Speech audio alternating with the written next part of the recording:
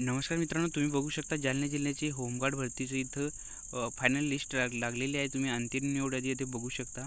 अंतिम निवड यादीमध्ये प्रथम आपण जालन्यामध्ये बघू। जालन्याचा कट ऑफ सगळ्यात कमी म्हणजे तर 28 लागलेला आहे। तुम्ही बघू शकता मित्रांनो, 28 29 शेवटचा विद्यार्थी जालना जिल्ह्यातील 56 जागा होत्या।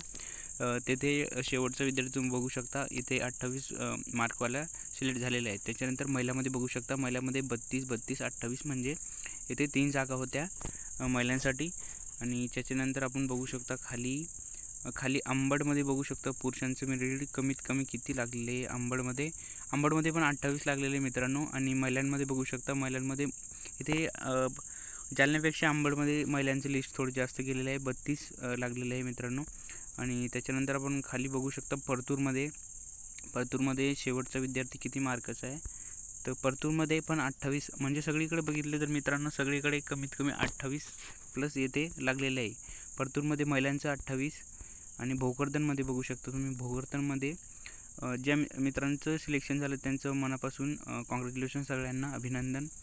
आणि परतूरमध्ये बघू शकता तुम्ही 28 आणि भोकरदनमध्ये महिलांचं पण 28 गेलेलं आहे।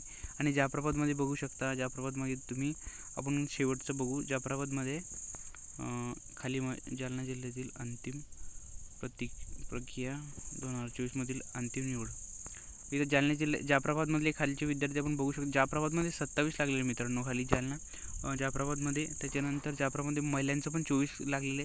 तर इथे बघायचं सांगितलं तर जाफराबादचा कट ऑफ थोडा कमी लागलेला आहे माझ्या हिशोबाने तरी।